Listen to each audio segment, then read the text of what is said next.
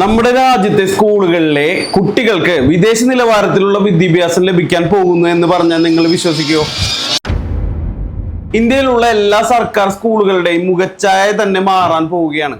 കാരണം നമ്മുടെ വിദ്യാർത്ഥികൾ പ്രധാനമായും +2 കഴിഞ്ഞ ശേഷം വിദേശ രാജ്യങ്ങളിലേക്ക് പോകുന്നത് അവിടുത്തെ വിദ്യാഭ്യാസ മേഖലയിലുള്ള വലിയ ഡെവലപ്മെന്റ് കണ്ടിട്ടാണ്. എന്നാൽ ആ നിലവാരങ്ങളിലേക്ക് നമ്മുടെ ഇന്ത്യയിലെ സ്കൂളുകളും ഉയരാൻ പോവുകയാണെങ്കിൽ അത് എത്ര വലിയ മാറ്റമായിരിക്കും എന്ന് നിങ്ങൾ ചിന്തിച്ചേ. ഞാൻ പറഞ്ഞു വരുന്നത് കേന്ദ്ര സർക്കാരിന്റെ പദ്ധതിയായ പ്രധാനമന്ത്രി സ്കൂൾസ് ഫോർ റൈസിംഗ് ഇന്ത്യ അഥവാ PM ശ്രീ പദ്ധതിയെ കുറിച്ചാണ്. ഇന്ത്യയിൽ നിലവിലുള്ള 14,000-ലധികം സർക്കാർ സ്കൂളുകളെ അന്താരാഷ്ട്ര നിലവാരത്തിലേക്ക് ഉയർത്തി രാജ്യത്തിന് തന്നെ മാതൃകയാക്കാവുന്ന വിദ്യാലയങ്ങളാക്കി മാറ്റുക എന്ന വലിയ പ്ലാനാണ് ഈ പദ്ധതിക്ക് പിന്നിൽ പ്രവർത്തിക്കുന്നത്. കേവലം ഒരു കെട്ടിടം പണിയുന്നതിലുപരി ഇന്ത്യൻ വിദ്യാഭ്യാസ മേഖലയെ മൊത്തത്തിൽ നവീകരിക്കുക, അതോടൊപ്പം ദേശീയ വിദ്യാഭ്യാസ നയം അഥവാ NEP 2020 സമ്പൂർണമായി നടപ്പിലാക്കുക എന്നതുമാണ് PM ശ്രീയുടെ മെയിൻ ആയിട്ടുള്ള ലക്ഷ്യം. 2022 സെപ്റ്റംബർ 7-നാണ് കേന്ദ്ര മന്ത്രിസഭ ഈ പദ്ധതിക്ക് അംഗീകാരം നൽകിയത്. 2022-23 മുതൽ 2026-27 വരെയുള്ള 5 വർഷത്തേക്കായി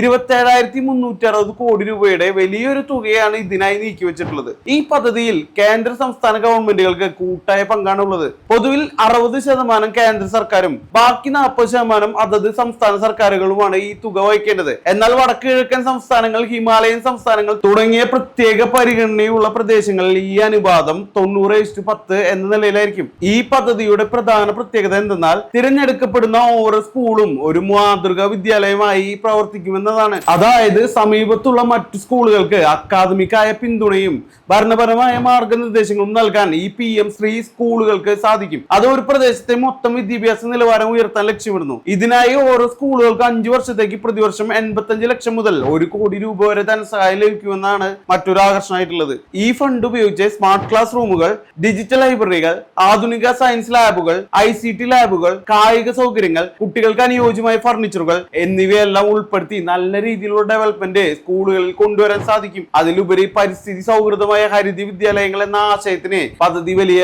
ഊന്നൽ നൽകുന്നുണ്ട്. അതുകൊണ്ട് തന്നെ സൗരോർജ്ജ പാനലുകൾ സ്ഥാപിക്കുക, ജല സംരക്ഷണ മാർഗങ്ങൾ നടപ്പിലാക്കുക, മാലിന്യ സംസ്കരണം കാര്യക്ഷമമാക്കുക തുടങ്ങിയ കാര്യങ്ങളും ഈ സ്കൂളുകളുടെ ഭാഗമായിരിക്കും. ഭൗതിക സൗകര്യങ്ങളോടൊപ്പം അക്കാദമിക നിലവാരം കൂട്ടാനും പദ്ധതി ലക്ഷ്യമിടുന്നുണ്ട്. കാണാപ്പാഠം പഠിക്കുന്ന രീതിയിൽ നിന്ന് മാറി അനുഭവങ്ങളിലൂടെയും അന്വേഷണങ്ങളിലൂടെയും പഠിക്കുന്ന രീതിക്കാണ് ഇവിടെ പ്രാധാന്യം നൽകുന്നത്. കാലത്തിനനുസരിച്ചുള്ള മാറ്റം വിദ്യാർത്ഥികൾ വരുത്തുക, യൂറോപ്പിലൊക്കെ ഉള്ളതുപോലെ തൊഴിലധിഷ്ഠിത വിദ്യാഭ്യാസത്തിന് പ്രാധാന്യം നൽകുക, പ്രാദേശിക വ്യവസായ സ്ഥാപനങ്ങളുമായി ചേർന്ന് ഇന്റേൺഷിപ്പ് പോലുള്ള അവസരങ്ങൾ വിദ്യാർത്ഥികൾ ഒരുക്കുക എന്നിവയെല്ലാം PM ശ്രീയുടെ ലക്ഷ്യങ്ങളാണ്. ഇത് മാത്രമല്ല, ഓരോ കുട്ടിയുടെയും സമഗ്ര വിവരങ്ങൾ ഉൾക്കൊള്ളുന്ന ഹോളിസ്റ്റിക് പ്രോഗ്രസ് കാർഡ് നടപ്പിലാക്കാനും ബാലവാടിക ഉൾപ്പെടെ